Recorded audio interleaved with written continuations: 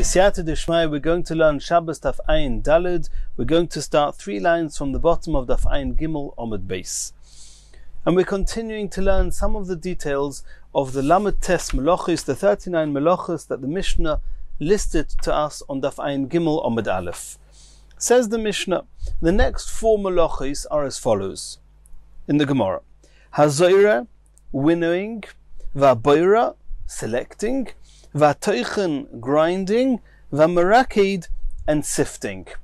Of these 4 melachos, which are the next 4 melachos in the process of making bread, the Gemara asks, 3 of them seem to be of exact similar nature of separating the food part from the part that we don't want.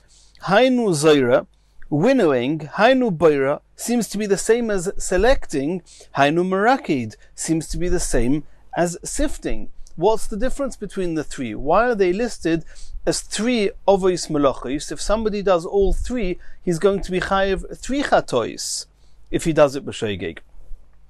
Abaya v'rova domer tarvayu kol milsa dehavya b'mishkan afal gav de'ika dedamyela choshivla. Abaya and Rava both answered that since both of these were found in the process of making the Mishkan, and therefore anything that was found in the process of making the Mishkan is listed in the Mishnah and is perceived and has the halachas of being its own av. Asks the Gemara, v'leichoshev nami koisesh, pounding, which was also done in the Mishkan, why is that not listed in the 39 melachas? Omar Abaya explains, Shekein oni oichel pitoi b'loi ksisha. A poor person would typically eat bread from flour that was made of wheat that was not pounded. And since the Mishnah is discussing all the things that are inyonim, which are the process of making bread, and since not everybody does pounding, therefore pounding is not mentioned in the Mishnah, it's not its own av. Somebody who pounds on Shabbos will be chayev. He won't be chayev for its own av of ksisha. He'll be chayev because it's dumya. The dosh is similar to thrashing, and he'll be chayev for dosh. Rava Omar. Homani Rebbe, Rava gives a different explanation why ksisha is not in the Mishnah. He says, in principle, it should be in the Mishnah. Why is it not there? The Omar Ovis Melachos Arboim Chosar Achas. It's following the opinion of Rebbe. And Rebbe holds that there's 39 melachos in the Mishnah, and it's not because we only found 39, and then you can ask a question, put ksisha, and we'll have number 40. No, Rebbe says you cannot have more than 39. And Rashi brings from a Gemara on Daf Tzadik Zayin, and the truth is, we already saw it on Daf Ayin Omid Aleph, that we learn out from Dvorim, Hadvorim, and Eile Hadvorim, that Eile has the numerical value of 36, Dvorim in plural form is 2, Hadvorim, the extra hay, is a third one, 36 and 3 is 39. So Rebbe says you cannot have more than 39 melachas, and therefore Ksisha did not find its way in. If you add in ksisha, if you add in pounding, there'll be 40. Asks the Gemara, v'leifuk choda mehanoch v'layel koisish. Says, why do you have 3 that are similar? There's zoira, boira, and merakid, winnowing, selecting, and sifting, which are very, very similar. Nonetheless, there are 3. However, regarding dosh, we just said now that even though dosh is there, ksisha is not there. Would it not make more sense to have 2 melachos similar to each other, disha and ksisha, thrashing and pounding, and then only have 2 melachos that are similar to separating the good part from the waste part? Between zoira, boira, and merakid, we'll have 2, not 3. Why do you have 3 of one and 1 of the other? We must resort to what Abaya said before, that the reason that ksisha is not mentioned in the Mishnah is because poor people eat bread from flour that's not been pounded. Continues the Gemara, Tonu Rabbanon, we learnt in a Braisa. Hoyu lefonov mine oichlim. If somebody had food items in front of him, boirer va'oichel, he's allowed to select and eat. Boirer umaniach, he can select and leave. And Tosfos says leave means he can leave it for other people. And there's an element of chiddush there that you're allowed to do boira even though you don't plan to eat it yourself, just somebody else is going to benefit from the selection. It's also mutar. V'lo yivro.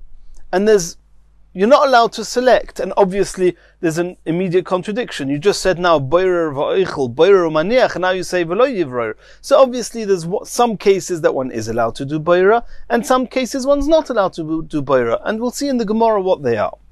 The Imbirer continues the brisa that if you do boirer in a case that's also to do boirer, chayav chatos, as we saw in the Mishnah, boirer is one of the 39 melachas that are punishable by chorus if done b'shoigig. Asks the Gemara, Maika Omar, what's going on here? Boirer v'oichel, boirer maniach, v'lo yivroir, v'imbirer chayav chatos. The Gemara, we have to explain what's going on. When are you allowed to do boirer? When you're not allowed to do boirer? Under what circumstances, on what conditions? So we're going to have 5 different explanations in the Gemara. And as with all these shiurim, we are learning the Gemara and trying to stay as close to Rashi as possible. But nobody listening to these shiurim should paskin, should rule halachas from this. If somebody wants to know what the halachic rulings are, has to learn the halacha or ask his rav. And we're just learning the sugyas, and please nobody should paskin any halachas from here. Omar Ula. Ula says as follows, Hachi ka Omar, boirer v'oichel, when are you allowed to do boirer? L'boi bayom. If what you're selecting, you're selecting in order to eat today, which is Shabbos. Boirer umaniach, you're allowed to select and leave it, l'boi bayom, providing that you're going to eat it today. Ulamachor lo yivrer, but to select in order to benefit from the selection tomorrow, the next day, you're not allowed to do that. Ve'imbir chayev chatos. And if you do boira for the next day, then he's chayev chatos. Continues, asks the Gemara, Maskef lo Rav Chisda. Rav Chisda is asking a question on Ula. V'chimuta lefo is boi bayom. If you assume that boirer is a melacha, proof being that if you do it for the benefit of tomorrow, there's a chiyuv chatos, that means boirer is a melacha. If it's a melacha, just because you need it today, does that make it mutar? Are you allowed to mutar to bake? You're allowed to bake if you want to eat the bread today? Are you allowed to cook if you want it for today? Of course not, because cooking and baking are av melachis. And so too, if boirer is an av melacha, just because you want it today, why should that make it mutar? Elomar of Chisda gives a second explanation to this brisa. Boirer v'oichel pochis mikashir. And we've already seen that those melachis to do with food, the shiur, the measurement, in order to be chayev, is the size of a gregris, a dried fig. So somebody who's doing boirer less than the shiur, less than the size, the measure of a gregris, is mutar. Boirer maniach pochis mikashir. You're allowed to do breira, you're allowed to do boirer, and you're allowed to select one part of the food from another part, or one food from another food, as long as it's less than the shiur. Ukashir lo yivre. But to do boirer on a full shiur of a gregris, of a dried fig, you're not allowed to do that. Ve'imbir chayev chatos. And if you did do boirer on a full shiur, he's going to be chayev chatos. Maskef lo Rav Yosef. Rav Yosef is now asking a question on Rav Chisda. V'chimuta lefo is pochis mikashir. Are you allowed to bake less than a shiur? You're not allowed to do melachis less than a shiur. Chatzi shiur is also minatayra, or not also minatayra, but chatzi shiur is also. You can't say in the brisa you're allowed to do it. The brisa says boirer v'oichel. You're allowed to do boirer and eat. Less than a shiur is certainly not mutar. Elo Omer Rav Yosef. Rav Yosef gives a third explanation to the brisa. Boirer v'oichel biyad. The regular way, the normal way of doing boirer, of selecting, is by using a type of sieve. There's a fine sieve, there's a coarse sieve, one is called a napa, one is called a kavara, but that's a normal way of doing boirer. Doing it with your hand, selecting one part from another, is not your typical way of doing boirer. And therefore, you're allowed to do boirer, biyad, with your hands. Boirer umaniach, biyad. You're allowed to do boirer and leave it for somebody else. if you're doing the boira with your hands. Bekinoin ubetamchui, if you're using a funnel, or a tamchui is a large plate, if you spread out all the different parts, all the grains on a large plate, and then you tilt the plate slowly, then the round kernels will fall off the plate and the rest will stay on the plate. That's also a type of boira, but it's not your typical way of doing boira. Bekinoin ubetamchui lo yivro, you should not do boira like that. You're using a type of a tool, even though it's not the tool that's normally used, but you're using a type of a tool, you shouldn't do that on Shabbos. It's similar to boira. V'imbir potur, but if you did it like that, since it's a not usual way of doing boira, you're potur. Aval also. Nonetheless, you shouldn't do it. Ubenapa ubechaboro, but if you're going to do a boira, if you're going to select using either a fine sieve or a coarse sieve, which a sieve is the regular way of doing boira, lo yivro, you mustn't do boira like that. V'imbir chayev chatos, if you did do boira like that, you chayev chatos. Asks the Gemara, Maskeflor of Hamnuna. Now Rav Hamnuna is asking on Rav Yosef, Midi kinoin v'tamchui ktoni? When it says in the Brisa, Lo yivroir v'imbir chayev chatos, does it say anywhere there in the Brisa that you shouldn't use a kinun v'tamchui if you do your potter, and if you use a napa v'kabara you chayev? It doesn't say any of that. Rashi says that the Gemara, for the same token, could have said that it doesn't say in the Brisa anything about a napa v'chabara. All these conditions that you, Rav Yosef, explained, it doesn't say it in the Brisa anywhere. Elomer Rav Hamnuna is giving a fourth explanation to the Brisa. Boirer v'oichel, oichel miteich pseiles. The type of boirer that you're allowed to do, that the Brisa says you're allowed to do, is if you're taking out the food from the waste, not separating the waste from the food. The typical way of doing boira would be to remove the waste and leave the fruit, leave the food, leave what's good. To take away what's good from what's bad, that's not a normal way of boira, and that's mutter. Boira miniach. What type of boira are you allowed to do and leave for somebody else? Oichel miteich pseiles. Again, if you're taking the food from the waste. Pseiles miteich oichel, but separating the waste from the food, lo yivro, you're not allowed to do that. Ve'imbir chayev chatos. If you do that, you chayev chatos. Maskeflo Abaya. Abaya is now asking on Rav Hamnuna, Midi oichel miteich pseiles ktoni? Does it say in the Brisa, when the Brisa says boir v'oichel, does it say boir v'oichel means oichel miteich pseiles? That condition is not mentioned in the Brisa either. Elo Mar Abaya. Abaya says as follows: boir v'oichel la'alta. You can do boira, you can select and eat immediately. Uboiro maniach la'alter. You can select and leave it for somebody else to eat immediately. Uleboy bayoim, but if you're just doing it for later on in the day, lo yivre, that boira you should not do.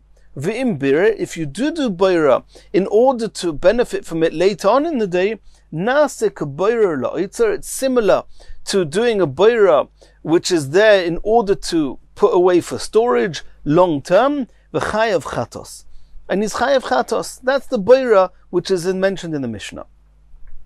Omru Rabbanon kamei de Rava.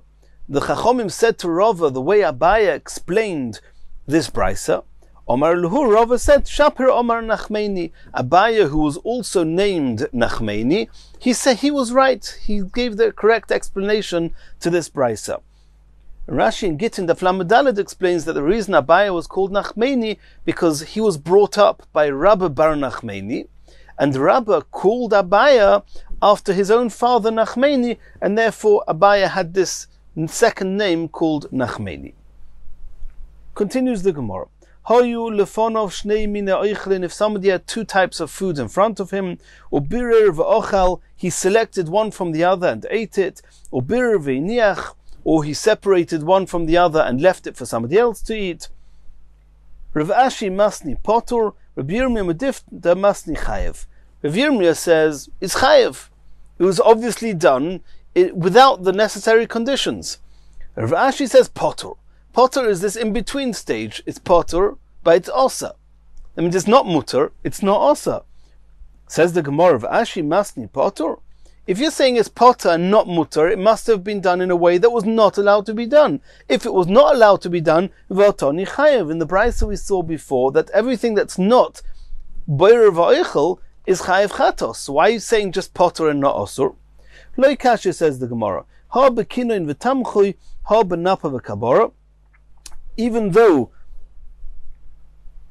we saw in the Brisa before, Abaye explained the Brisa, that if you do boira immediately, in order to eat it straight away, it's mutter, and it's also to do it for later on. But even when it's mutter to do it straight away, if you do it, that's only if you're not doing it with a tool. If you're doing it with a tool, it's going to be osa. But if you did it with kinoin and v'tamchui, which is a type of tool, a type of plate, we said before, it's either the funnel or the large plate, which is not the regular way of doing boira, then it's osa. He's potter. But if he does it, if you do it with a tool, or a sieve, a coarse sieve or a fine sieve, that's the way that you do boira, in that case, it's going to be chayev. Even Rav Ashi is going to agree that it's chayev. Continues the Gemara. Ki also Rav Dimi, when Rav Dimi came from Eretz Yisrael to Bovel, Omar, he said, Shabsod Rav Bivi Havoy, it was the Shabbos that it was Rav Bivi's responsibility to serve the Chachomim. Ve'iklu Rav Ami v'Rav Asi, Rav Ami and Rav Asi were visiting at the time. Shoder Kamaihu, Rav Bivi, he threw in front of the Chachomim, Kalkala de Peri, a whole basket of fruits. Now these fruits, they had leaves attached to them. He didn't want to separate each fruit from the leaf, pulling off the fruit from the leaf and giving it to each Talmud, to each Chacham that was there. Rather, he just spread them out.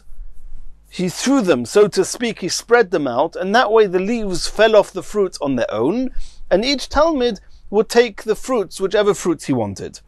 V'lo Rav Dimi is saying that I don't know if the reason that Rav Bivi threw the fruits like that and didn't want to take off each fruit from the leaf was because he held that even removing the fruit from the waste, from the part you don't want, is also osa. Or if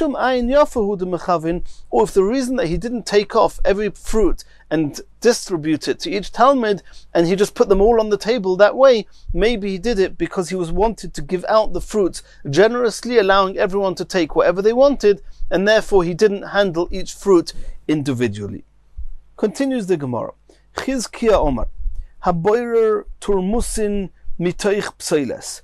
Turmusin is a type of bean, and after that bean got cooked, they would typically have to separate the food part from the shell that was the psoiles, that was the waste.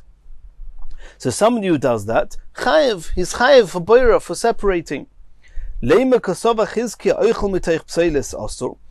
Could it be that Chizkiya holds that even taking the food away from the waste is asa? Because there you're taking away the bean, the turmusin, away from the shell. It's oichel miteich pseiles, and nonetheless it's asa. Says the Gemara, Shani turmusin de sholki le shiva zimni, v'iloi shokli le misrach, ukepseiles miteich oichel domi. There's a number of different versions here and a number of different explanations. Typically, what they did with the turmusin, they would cook it, they would boil it 7 times. And the better quality the turmusin was, the more times they had to be boiled before they were mature, before they were ready to be eaten and well cooked.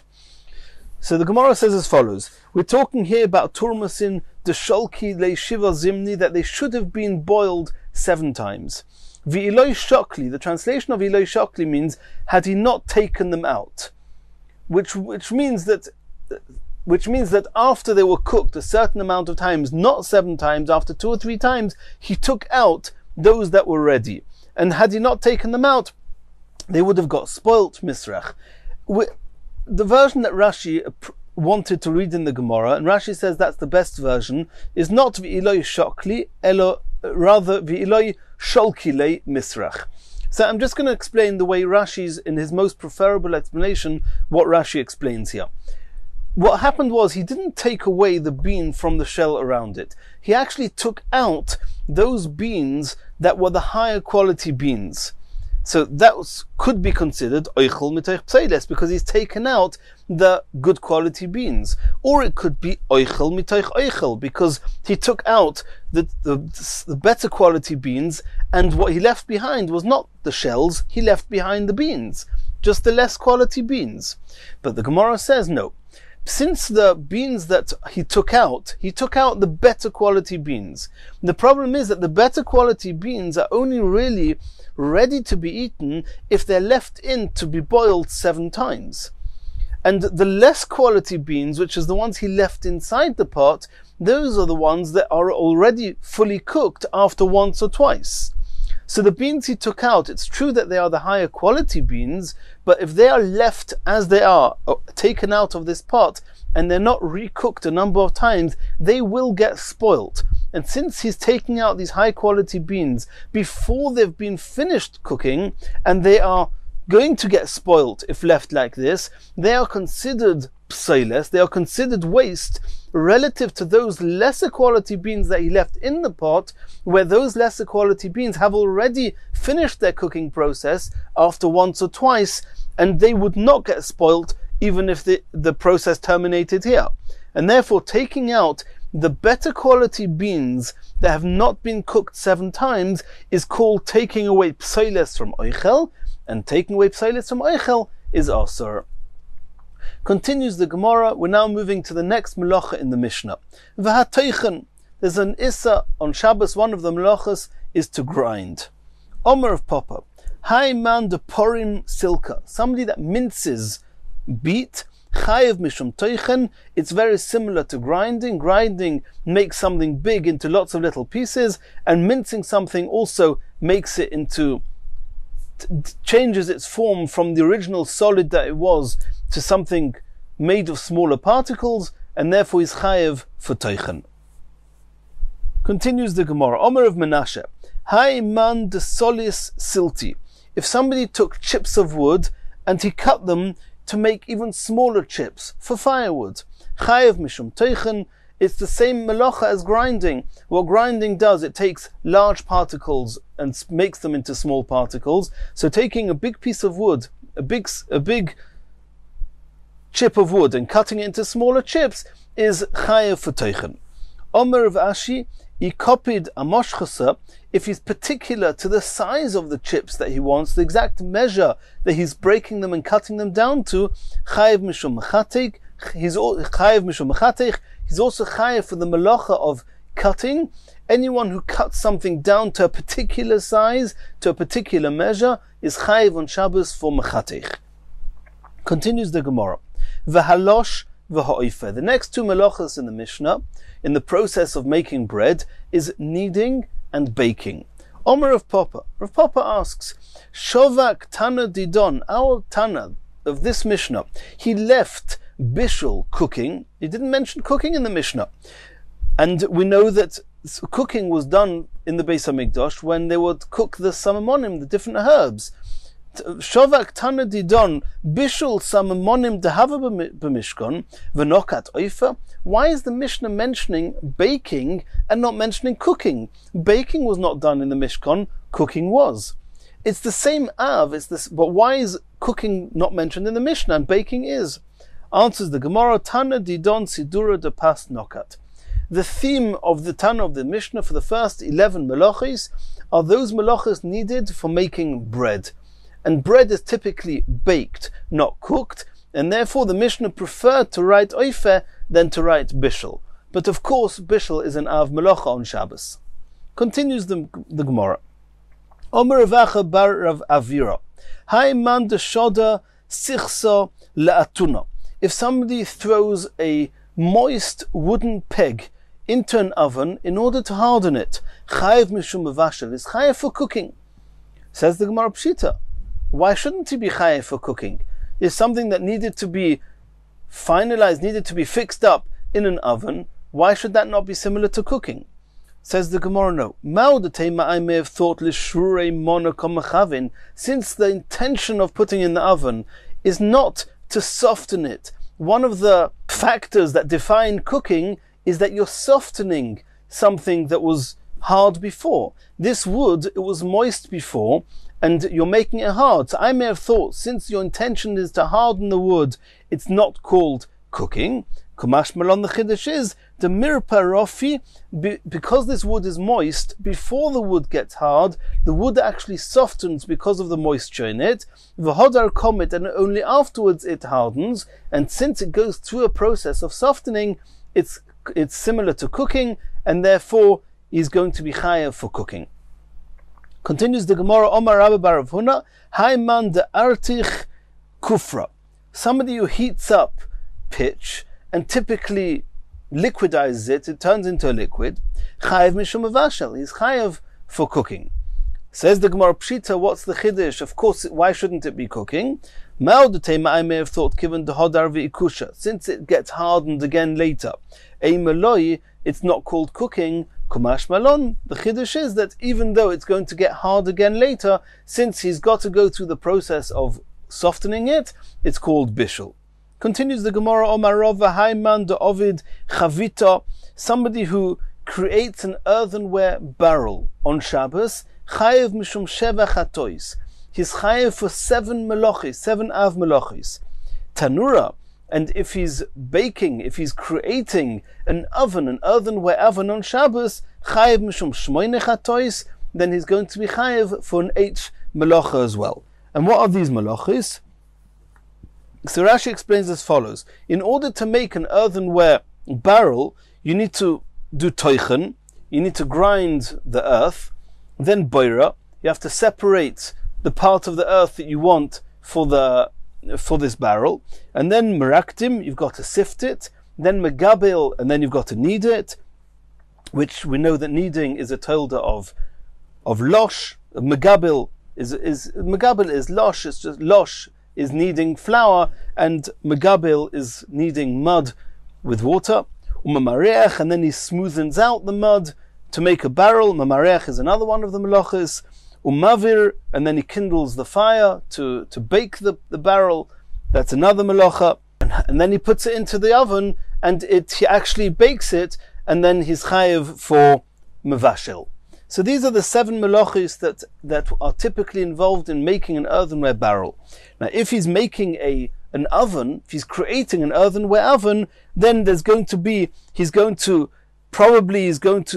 put onto the outside of the oven, he's going to cover it, or maybe the inside of the oven, he's going to paint it, he's going to coat it with some type of a coating, and that is called a gmar melacha. A regular barrel, you put the earthenware, the clay, into the oven, and it comes out a finished barrel. There's no makeh bepatish, there's no final blow. There's nothing a person does that marks this is the end of the creation of this barrel. But with an oven where you typically coat it, and then that coating is a makeh bepatish, it's a final act that you're doing that makes the oven usable, and makeh bepatish is another one of the melachis. Continues the Gemara. Omar Abaya, Haiman de Ovad Chalosa, somebody who creates a very large round receptacle called chalsa, chayev achas esrei chatois. He's chayev 11 melachis. V'ichayte lepume, when you finished it, you sew together around its mouth of this receptacle, chayev 13 chatois, you chayev an extra 2 melachis. And what are these 11 melachis? So Rashi explains as follows. First, he's got to do zomer, he's got to reap the reeds that he's making this receptacle from, and we know that reaping, being zomer, we already saw in the Gemara before, is chayev also for koitzer, for reaping, and also for noitea, for planting, since he's helping the growth of what's left behind. And then ma'amir, he gathers together the reeds, and then he's boirer, he selects the reeds that he wants. Then he's memachik, he smooths them down, he makes them into, from every reed, he makes them into thinner reeds, which is similar to teichen that we saw before. Then he cuts them to size, that's mechateich, and then he does meisach and shtei botinirin, which is the 2 melochis which we saw in preparing the loom for weaving this receptacle. And then he does the weaving itself, which is ariga, and then he does makeh bepatish, he smoothens out all the edges, and that's the final blow, making this receptacle usable. And that's the 11 melachis, and if he sews over the edges of these reeds, he folds them over and he sews them down, then Rashi says there's another 2, there's tofer, there's sewing, and then kosher, he then ties together the knots, he knots the strings, the threads, and that's another 2 melachis, and that's what the Gemara says, that if you sew together the mouth of this receptacle, then there's 13 melachas. Continues the Gemara. Hagoizes es hatzemer, the next 2 melachis are shearing the wool, umalabnoi, and whitening the wool. Omar Rabba bar bar Chona, Omar Rabbi Yochanan. Hatove tzemer shal gabe behema, somebody who spins wool whilst it's still on the back of the animal. B'Shabbos, and he does this on Shabbos. Chayev sholosh chatois, he's done 3 melachis. Achas mishum goizes, he's shearing it. After he spins the wool, he's going to shear it, he's going to take it off the back of the animal. That's goizes. V'achas mishum menapetz, and one for straightening out, for disentangling the wool. Before he starts spinning it, he has to disentangle it. V'achas mishum tova, and he's going to be chayev for spinning. Rav Kahana says he's not going to be chayev any chatos. Ein derech geziza bekach, that's not a normal way of shearing. Number 1, you don't shear after it's been spun, and number 2, if you spin it before you shear it, then when you shear it, you actually have to remove it with your hands. You can't use a typical tool, and shearing is normally done with a tool which is made for shearing. Ve'ein derech menapetz bekach, it's not normal to disentangle wool whilst it's still on the back of the animal. Ve'ein derech tovi bekach, it's not normal to spin wool when it's still on the back of the animal. Asks the Gemara, V'loi, is it not normal? V'atanya mishmeid Reb Nechemya, we saw in the Brayso in the name of Reb Nechemya, Shotuf be'izim, in the Midbar, the Pasuk says when they would make the curtains for the Mishkan, it says in the Pasuk, Tovu es ha'izim, that they spun the goats. Everybody knows you can't spin a goat. What does it mean, Tovu es ha'izim? They spun the wool, the hair of the goats, when it was still on the goat. What did they do? Shotuf be'izim, they would wash the hair when it was still on the goat. V'tovu be'izim, and they would spin it when it's still on the goat. Alma tavya al gabe behema shmei tavya. You see that it's called spinning. The Pasuk calls it tovu. Says the Gemara, chochma yasira shani. They had extraordinary wisdom, and therefore that's different. No normal person, it's not a normal way of spinning. The fact that these women in the Mishkan had extraordinary wisdom to be able to spin this way, that does not make it a regular, normal way of spinning, and therefore, according to Rav Kahana, he's potter.